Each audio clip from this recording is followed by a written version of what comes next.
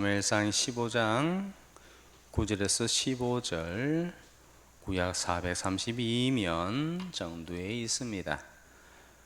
다 찾아놓으셨죠? 예배 전에 항상 다 찾아놓고 그렇게 계시더라고요. 9절 제가 먼저 봉독하겠습니다. 사울과 백성이 아각과 그의 양과 소의 가장 좋은 것 또는 기름진 것과 어린 양과 그 모든 좋은 것을 남기고 진멸하기를 절개하지 아니하고 가치 없고 하찮은 것은 진멸하니라.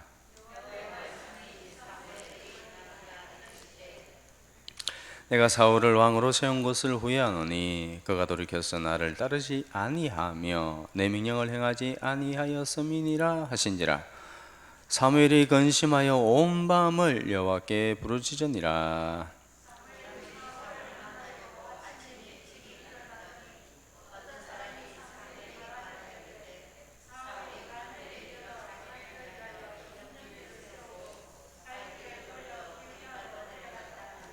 사무엘이 사울에게 이른적 사울이 그에게 이르되 오라건대 당신은 여호와께 복을 받으소서. 내가 여호와의 명령을 행하였나이다 하니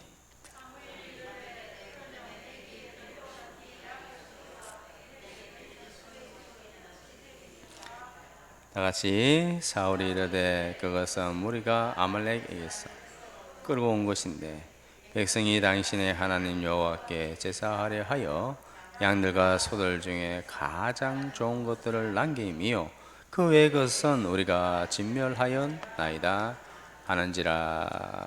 아멘. 모든 사람들은 성공하기를 원합니다.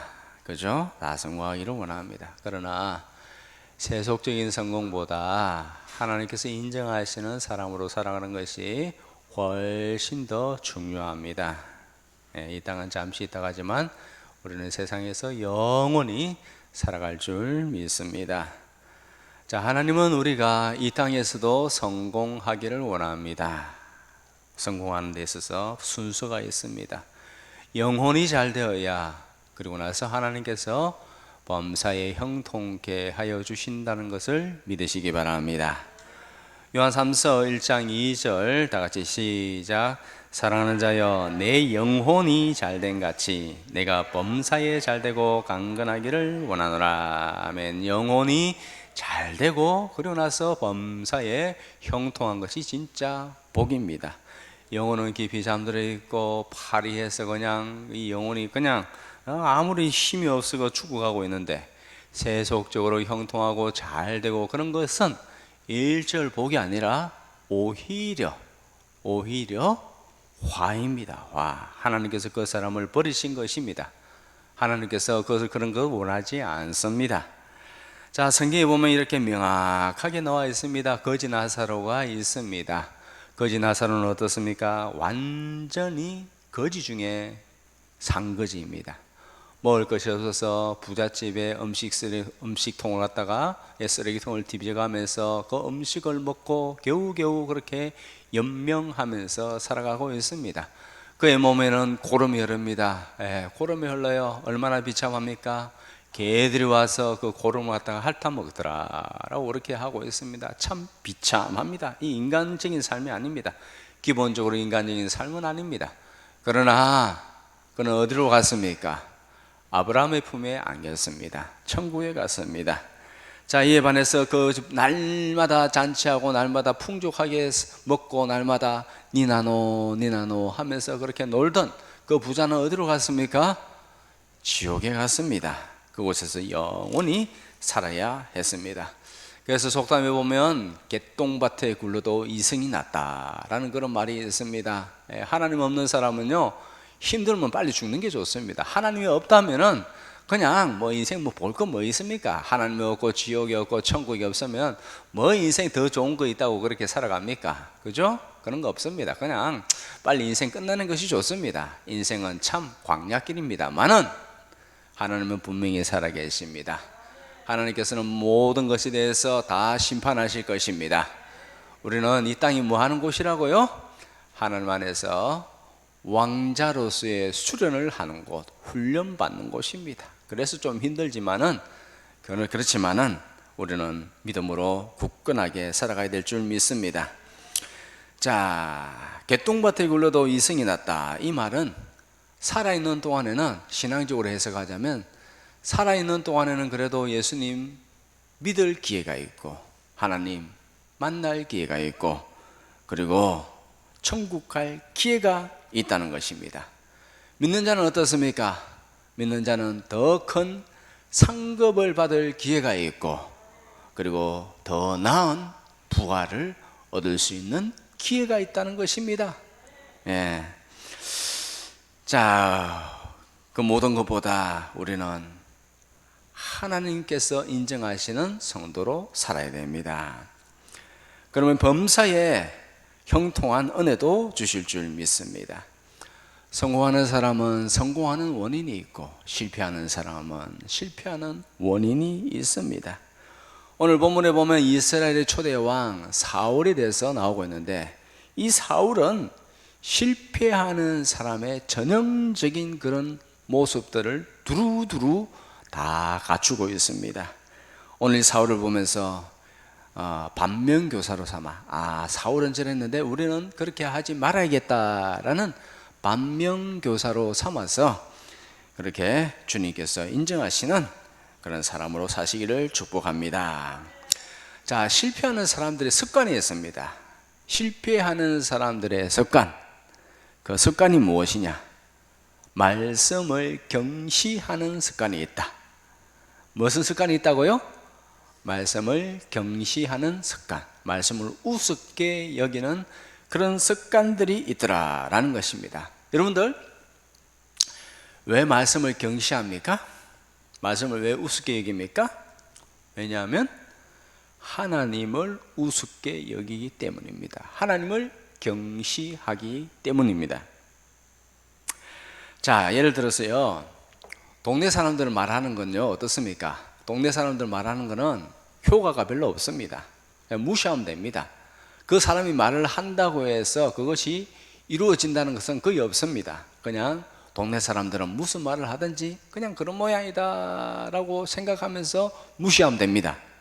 그런데 대통령의 말은 어떻습니까? 대통령의 말은요 효과가 있어요. 대통령이 이제 뒤에서 차를 타고 길을 가고 있는데 너무 도로가 울퉁불퉁합니다. 그래서 대통령이 한마디 합니다. 아이고 도로가 왜 이리 울퉁불퉁하냐고, 이 도로 좀 정비 좀 해라고. 그렇게 하면 어떻게 됩니까? 그 다음날 이제 예산에 들어갑니다.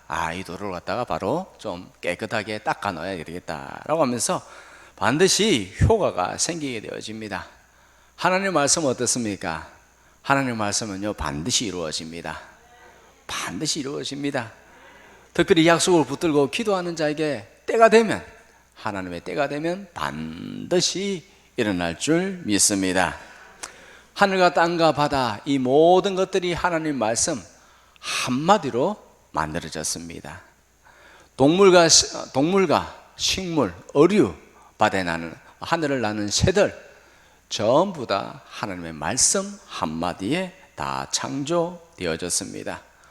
우리는 하나님의 말씀을 그래서 중시해야 됩니다. 중시해야 됩니다. 하나님의 말씀은 반드시 성취되어진다라는 것이죠. 그러면 그 말씀을 받아들여야 되는데 어떻게 받아들이는가? 그것을 받아들이는 손을, 말씀을 받아들이는 손을 믿음이라고 합니다.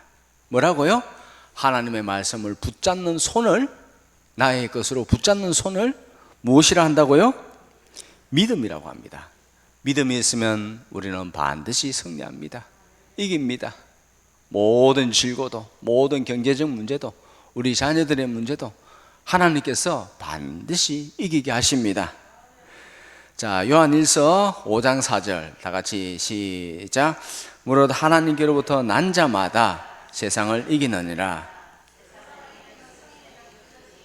우리의 믿음이니라. 아멘. 세상에서 승리하기 위해서는 우리가 믿음이 있어야 됩니다. 그런데 문제점이 있어요. 무엇이냐? 믿고 싶어요. 믿고 싶은데 안 믿어져요. 억지로 믿을 수는 없는 것이죠. 나는 믿고 싶은데, 내 마음은 진짜 믿고 싶은데 그것이 안 믿어져. 억지로 믿을 수는 없잖아요. 그죠? 믿음은 저절로 이루어져야 되는 것이죠. 억지로 억지로 믿을 수는 없는 것입니다. 그러면은 믿음이 생기기 위해서 어떻게 되는가? 어떻게 하면 믿음이 생기는가? 믿음은요, 말씀을 들으면서 나는 줄 믿으시기 바랍니다. 그래서 우리는 말씀을 계속 들어야 돼요. 듣다 보면은 성령님께서 그 말씀 가운데 역사하세요. 성령님께서 믿게 하시는 거예요. 내가 믿는 것이 아니라 성령님께서 내 마음을 주장하셔서 그 말씀을 믿게 하시는 거예요. 그 내가 믿음이 생겨요. 그리고 그 말씀을 붙드는 거예요. 그리고 기도하면은 어느 순간인가 하나님께서 그 약속을 이루어가게 하신다라는 것입니다. 로마서 10장 17절에 보면은 그러므로 믿음은 들음에서 나며 들음은 그리스도의 말씀으로 말미암느니라. 무엇보다도 그렇기 때문에 우리는 말씀을 들어야 돼요.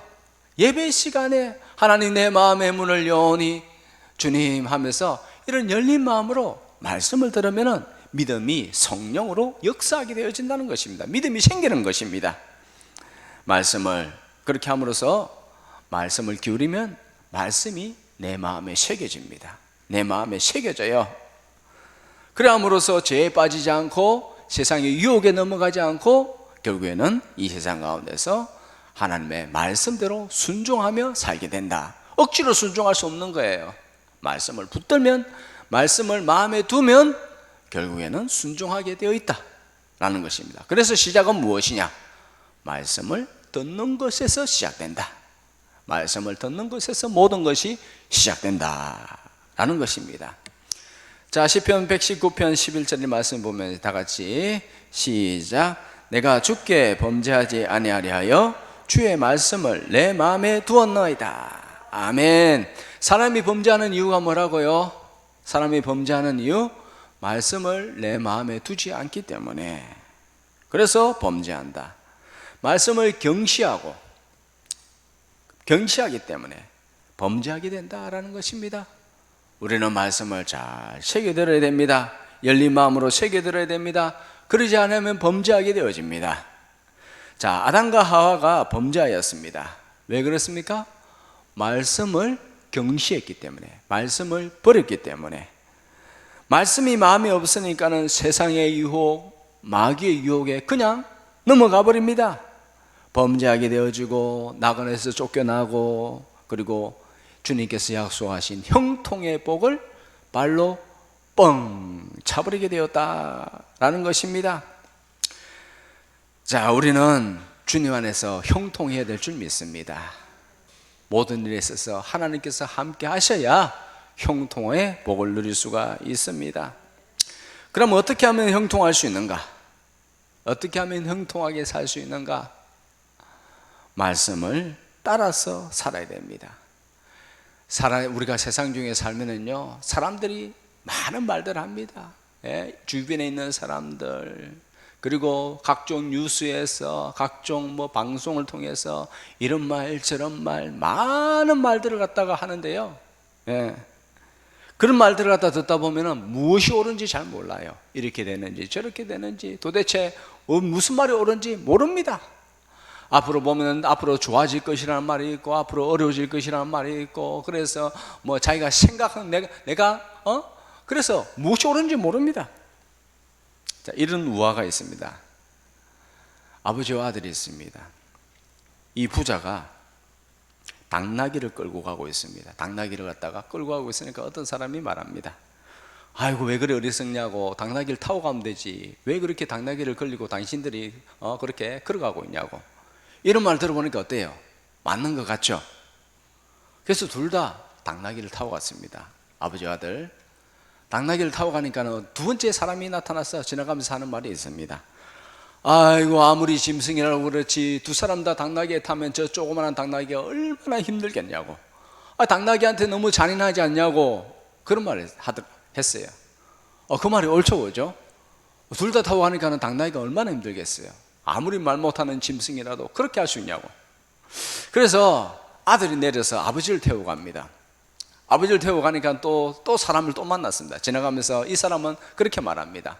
아니 아버지가 아무리 자식이 그렇지 말이야. 자식을 자식을 그렇게 걸리고 가냐고, 어린 자식을. 그러다 보니까는 다시 그러면 어린 자식을 태우고 좀 그래도 아버지가 좀 더 건강하니까는 아버지가 그래 이제 말을 끌고 갑니다. 다음에는 또 지나가는 사람이 또 다른 말을 합니다. 무슨 말을 할까요? 아니 어린 것이 말이야 타고 다니고 아버지는 걸리고 다니고 이 부려막심한 놈 하면서 막 욕을 하는 거예요. 그러니까 어떻게 해요? 어떻게 해야 될까요? 아 둘이 걷자니 이러도 또 한 소리 들었죠. 둘이 타자니 또 한 소리 들었죠. 아버지만 타자니 또 한 소리만 들었고 어린 아들이 타니까 또 한 소리 듣고. 어떻게 했을까요? 어떻게 했냐면 이 이야기의 끝은 어떻게 끝나냐 하면은 이 두 부자가 어떻게 했냐면 당나귀를 짊어지고 갔답니다. 당나귀를 갖다가 짊어지고 갔답니다. 무슨 말이냐? 이 세상의 소리를 갖다가 듣고 길을 가다 보면은 어디로 가야 될지 몰라. 갈피를 못 잡아. 목적지가 뭔지 몰라요. 왔다 갔다. 그렇게 살게 된다라는 것입니다. 사람의 말은요 그때그때 달라집니다. 그때그때 달라요. 과거에 코미디 그런 말이 있었죠, 그죠? 그때 달라요. 그런 아주 오래된 요즘에 폐지됐죠, 그죠? 하여튼 그때 달라요. 세상 사람들의 말은요 그때 다릅니다. 환경에 따라 다르고 생각에 따라 다르고 각 사람의 또 기분에 따라 다르고 다 달라집니다. 다 다릅니다. 사람들의 마음은 아침에 다르고 또 저녁에 다릅니다. 항상 달라집니다. 그러나 하나님의 말씀은 영원히 변하지 않습니다. 진리는 변하지 않습니다. 시대를 초월하고 환경을 초월하고 문화를 초월하고 모든 것을 초월하여 진리는 변하지 않는다. 변하지 않습니다. 이사야 40장 8절에 보면은 푸른 마르고 꽃은 시드나 우리 하나님의 말씀은 영원히 서리라 하라. 천지는 없어지거니와 하나님의 말씀은 일절 변하지 않습니다. 1.1획도 변하지 않고 반드시 다 이루어집니다. 우리는 그래서 말씀대로 살아야 된다. 자루나 우루나 치우치지 말고 사람의 말에 따라서 그렇게 살아가는 것이 아니라 주변 사람들의 말을 그냥 어느 정도 참조할 뿐이지 우리는 말씀을 따라서 살아가야 될 줄 믿습니다. 그럴 때에 주님께서 우리에게 형통함을 주십니다. 자루나 우루나 치우치지 말라. 그래야면 내가 너로 형통케 하리라. 여호수아 1장 7절 다 같이 시작. 오직 강하고 극히 담대하여 나의 종 모세가 내게 명령한 그 율법을 다 지켜 행하고 우루나 자루나 치우치지 말라. 그리하면 어디로 가든지 형통하리니. 아멘. 우리가 이 어두운 세상 가운데서 승리할 수 있는 길은 하나님의 말씀을 따라 사는 것밖에 없다. 힘들수록 주님을 더욱더 붙들면서 살아야 됩니다. 지금은 너무나 캄캄한 시대를 지금 맞이하고 있습니다. 이럴 때 정말 하나님 의지하면서 승리해야 될 것입니다. 자, 두 번째로 실패하는 사람들의 특징이 있습니다. 습관들이 있습니다. 실패하는 사람들의 습관, 두 번째 습관은 무엇이냐면 말씀에 순종하지 않습니다. 순종하지 않습니다. 말씀을 안 듣는 것도 문제고 말씀을 경홀히 듣는 것도 문제지만은 말씀에 순종하지 않는다는 것이 가장 큰 문제입니다. 하나님께서 사울에게 그렇게 말합니다. 아말렉 족속을 완전히 진멸하라. 아주 그냥 구체적으로 그렇게 말씀하십니다. 자, 사무엘상 15장 3절에 보면 다 같이 시작. 지금 가서 아말렉을 쳐서 그들의 모든 소유를 남기지 말고 진멸하되 남녀와 소아와 젖먹는 아이와 우양과 낙타와 나귀를 죽이라 하셨다 하니라. 아멘. 뭐라고 말씀하고 있습니까? 남녀노소 그리고 모든 짐승들과 그 새끼들까지 모든 소유를 남기지 말고 다 불태워 없애버리고 죽이고 다 그렇게 하라. 남기지 마라 라고 그렇게 말씀하셨습니다. 그런데 사울은 어떻게 했느냐? 8절 9절에 보면요, 양과 소의 좋은 것은 남기고 가치 없고 쓸모없는 것들, 그런 것들만 없애버렸다. 좋은 것들은 남겼다는 것입니다. 그리고 중요한 것은 아가왕을 없애지 아니하고 그의 백성들을 그대로 살려두고 있었다라는 것입니다. 하나님께서 분명히 그렇게 하라고 했는데 자기의 눈에 좋은 것은 다 자기가 취하였다라는 것입니다. 우리는 도무지 이럴 때 좀 이해할 수 없습니다. 왜 하나님께서 그렇게 사람을 갖다가 어린아이, 남녀노소 할 것까지 그렇게 다 죽이라 하는가? 군인만 죽이는 것이 아니라 왜 다 죽이라고 하는가? 왜 그렇게 했을까? 왜냐하면요, 이렇습니다. 역사적으로 볼 때에 이 아말렉 사람들은 계속 이스라엘을 괴롭혔습니다. 아말렉 후손인 에스더스에 나오는 하만이라는 사람이 있는데요, 하만이라는 사람은요, 이스라엘 민족을 다 죽이도록 그렇게 계획을 잡아놨습니다. 그리고 또 헤롯 왕이 있습니다. 헤롯 왕은 예수님을 또 죽이려고 했던 사람들입니다. 하나님은 미래의 모든 것들을 다 알고 있어요. 일어날 모든 것들을 다 알고 있어요. 아말렉이 정말 악한 민족이기 때문에 이 민족을 갖다 없애야만이 이스라엘이 평안하게 살아갈 수 있다는 것을, 미래의 모든 것을 다 알고 있기 때문에 이스라엘에게 평통함을 주기 위해서, 이 악한 아말렉을 갖다가 진멸하도록 하기 위해서 사울 왕 때 그것을 그렇게 하라고 명령했는데 그렇게 하지 않았습니다. 그렇게 함으로써 이스라엘 사람들은요, 계속해서 지금까지 이 아말렉 족속에게 계속해서 어려움을 당하고 있는 것입니다. 사울은 순종하지 않았습니다. 말씀을 취사 선택하였습니다. 자기한테 유리한 것만 받아들이고 자기한테 불리한 것은 다 버리고 손해보지 않는 것만 그렇게 순종하는 그런 모습이었습니다. 우리가 살다 보면은 말씀을 순종하지 않은 때도 있습니다. 우리 애가 연약해서 하고 싶은데 우리가 연약해서 어쩔 수 없이 불순종하는 그런 때가 있습니다. 그러나 이 사울은요, 하나님의 말씀을 이용하였습니다. 하나님을 이용하였습니다. 자기한테 유리한 것만 그렇게 취사 선택하였습니다. 이것은 하나님을 이용하는 것이다 라는 것이죠. 결과는 무엇이냐? 소탐대실, 작은 것을 취하려다가 큰 것을 잃어버리게 되었다라는 것입니다. 당장의 눈에 보이는 것을 얻기 위해서 하나님께서 정말 큰 것을 주려고 한 그것을 놓치고 말았더라. 이런 인생들이 많습니다.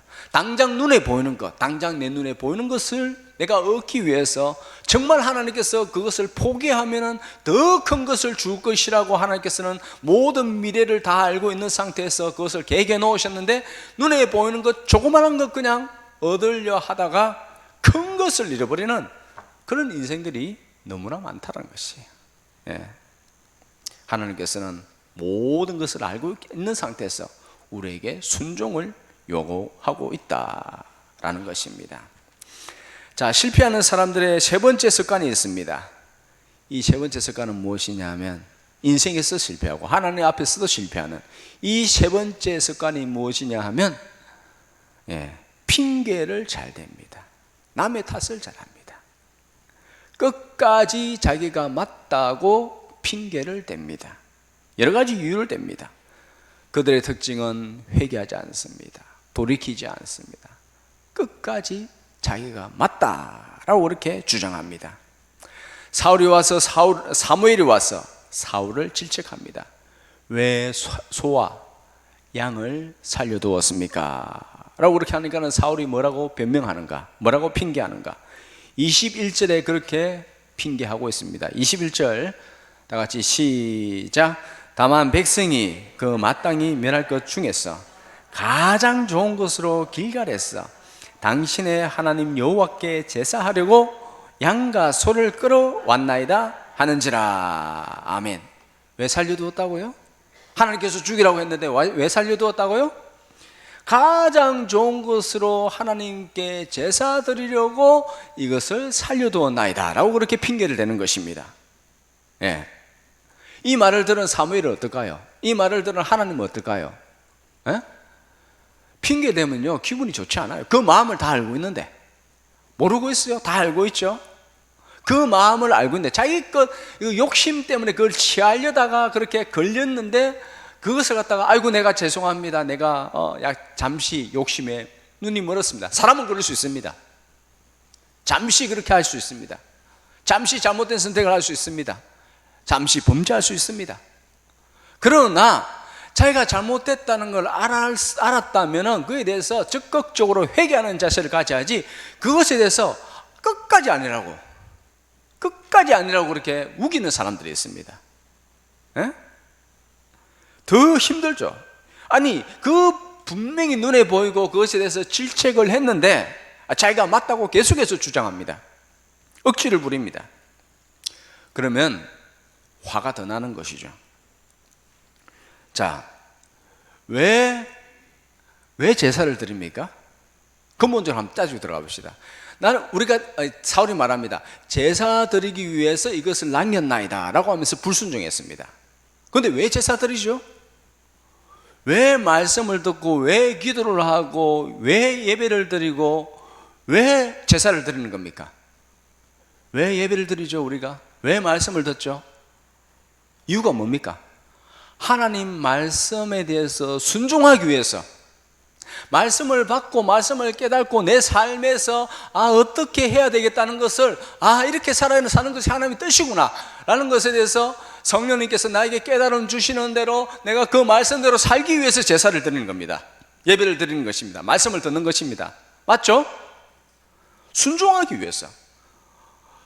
그런데 사울은 뭐라고 합니까? 제사 드리기 위해서 불순종했다는 거예요. 이 말이에요, 방구예요, 이거 진짜. 에? 이런 게 어디 있어 도대체? 제사를 드리는 목적, 예배를 드리는 목적은 말씀에 순종하기 위해서, 궁극적인 목적은 말씀에 순종하고 하나님 뜻을 받들고 그래서 하나님의 나라가 세워지기 위해서, 하나님의 기쁨이 되기 위해서. 그런데 그 말을 갖다 뒤집어 버리는 거예요. 내가 제사 드리기 위해서 이것을 남겼고 하나님께 불순종하였다.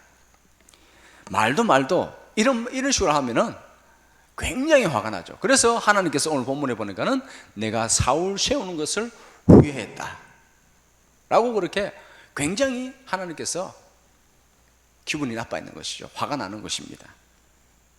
하나님께서 아담을 질책했습니다. 왜 이 선악과를 먹었느냐?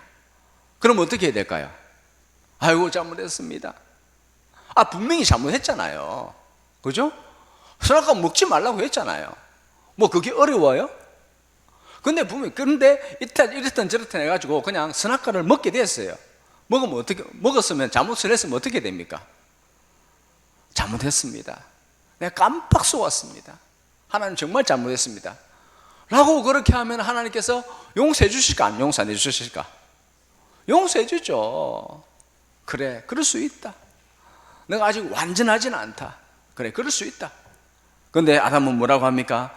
저 여자가 나로 먹게 했습니다. 여자한테 물으니까는 뭐라고 합니까? 뱀이 먹게 했다. 아담은 또 한술 더 뜹니다. 당신이 만들어준 저 여자가 나로 먹게 했다. 하나님 당신 책임이라고. 지가 분명히 잘못했는데 하나님 잘못이라고. 완전히 가서 뒤집어 버리는 거야. 적반하장. 도둑놈이 오히려 더 몽둥이를 잡고 설치는 이 적반하장의 그런 태도를 취하는 것입니다. 그냥 잘못했으면 우리가 계속해서 잘못할 수 있어요. 그럴 때마다 하나님 정말 죄송합니다. 안 그러려고 하는데 계속 이렇게 되는데 하나님 나를 불쌍히 여겨 주시옵소서 하면서 하나님 앞에 다시 적극적으로 회개하며 끝까지 회개하면서 그렇게 하다 보면 어느 순간인가 하나님께서 이기게 해주십니다. 우리의 행위로는 우리의 마음으로는 이길 수 없지만은 그래도 주님 앞에 정직하게 남을 탓하지 않고 정직한 모습으로 살아가야 됩니다. 다윗을 한번 보십시오. 다윗과 사울이 뭐가 다르겠어요? 인간적으로 볼 때에 크게 다른 것이 없습니다. 그런데 다윗은요 자신의 죄에 대해서는 아주 철저하게 회개하는 그런 모습을 가지고 살아갑니다. 나단 선지자가 한 날 와가지고 죄를 지적합니다.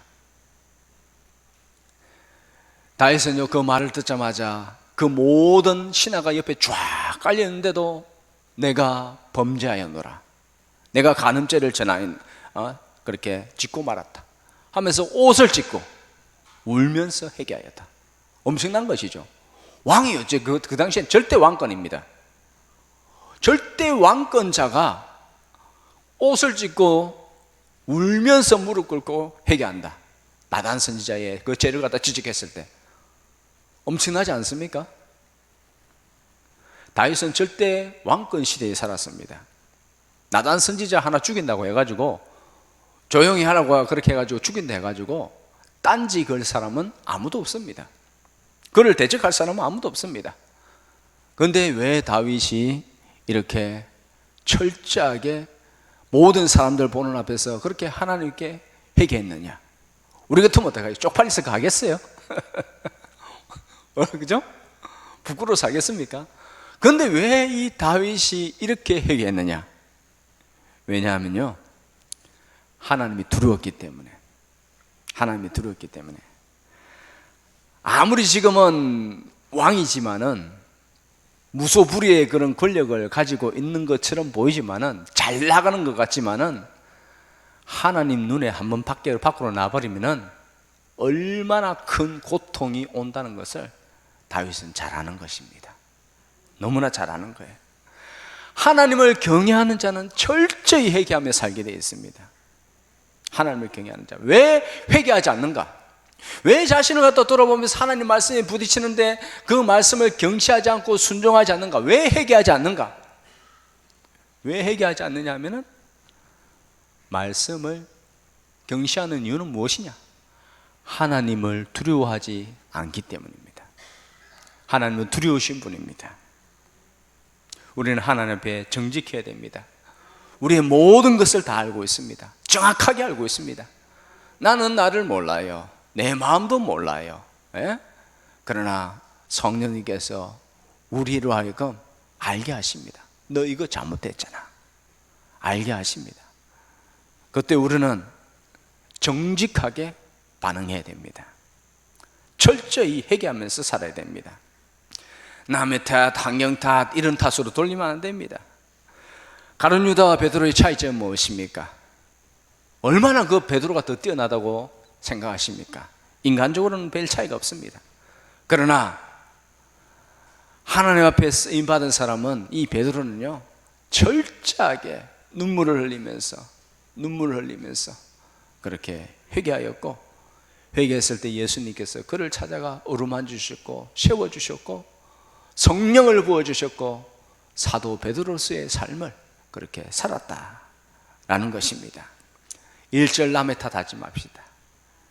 있는 그대로 받아들이고 인정하고, 그리고 잘못한 거 있으면 하나님 앞에 정직하게 그렇게 고하고, 그리고 하나님 나를 불쌍히 여겨주시옵시고, 그리고 인생에서 승리하게 해달라고. 주님께서 내 모든 사정 아십니다. 모든 것을 아십니다. 주여 나를 긍휼히 여겨 주시옵소서. 그런 마음으로 살아야 됩니다. 다윗이 왕으로 살 때도, 광야에서 살 때는 물론이거니와 왕으로서 살 때도 그렇게 살았다는 거예요. 왕으로서도, 예? 무소불위의 그런 권력을 가지고 있어도 하나님이여 나를 불쌍히 여겨 주시옵소서라고 하면서 그렇게 살았더라 라는 것입니다. 말씀을 마치겠습니다. 덴마크에 아주 유명한 동화 작가가 있었습니다. 여러분들이 많이 들어보셨던 안드레센입니다. 안드레센은 어릴 때 너무 가난했고 아버지는 알코올 중독자였으며 너무 힘들게 그렇게 지내왔습니다. 그러나 그는 현실을 부정하지 않고 인정하였습니다. 최선을 다했습니다.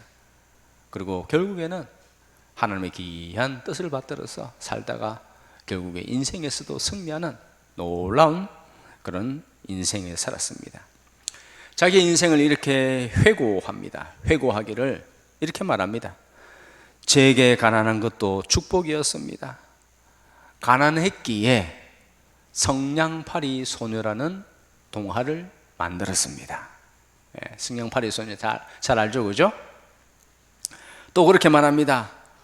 못생겼기에 못생겼기에 미운 오리 새끼를 만들었습니다 라고 하면서 참 그의 어려운 환경, 어려운 지경 그렇게 살았지만은 그것 때문에 오히려 더 하나님을 알게 되고 인하여서 또 승리하게 되었다 라고 그렇게 말씀하고 있는 것입니다. 우리는 고난이 있기에 하나님을 더욱 의지합니다. 고난이 있어도 이 정도 하나님 이 정도밖에 의지하지 못하는데 고난이 없으면 어떻게 되겠습니까? 자기 마음대로 교만하게 살다가 영원한 지옥에 빠지게 되어지는 것입니다. 힘든 일이 있어도 그것에 대해서 우리는 누구 탓, 환경 탓 그렇게 할 것이 아니라 있는 그대로 받아들이고 하나님을 더욱더 의지하며 살아야 됩니다. 모든 것을 합하여 선을 이루실 하나님이라는 것을 우리는 굳게 믿고 요셉처럼 승리해야 됩니다. 요셉처럼 승리해야 되겠습니다. 끝날 때까지 끝난 것이 아닙니다. 끝까지 하나님을 의지하며 승리합시다. 하나님을 기대하고 그리고 끝까지 기도하여 하나님의 놀라우신 일들이 우리 삶을 통해 우리 교회를 통해서 놀라운 일들이 역사하는 것을 그런 영광을 경험하는 귀하고 복된 우리 성도로 사시기를 주님의 이름으로 축복합니다. 기도하겠습니다. 하나님 아버지 감사합니다. 오늘 날씨가 이렇게 구리고 우중충하지만은 정말 하나님께 예배드리기 위해서 경배하기 위해서 이 자리에 나왔습니다. 성령님 우리 마음 가운데 역사하여 주시옵소서. 말씀이 새겨지게 하여 주시옵소서. 새 영을 두고 새 마음에 주님 마음판에 새겨져서 결코 하나님의 사랑을 잊지 아니하고 주님의 뜻대로 살아가게 하여 주시옵소서. 주님의 뜻을 이루는 거룩한 하나님의 도와 되게 하여 주시사 우리를 통하여 하나님 영광 받아 주시옵소서. 하나님 영광 받아 주시옵소서. 예수님의 이름으로 기도드립니다. 아멘.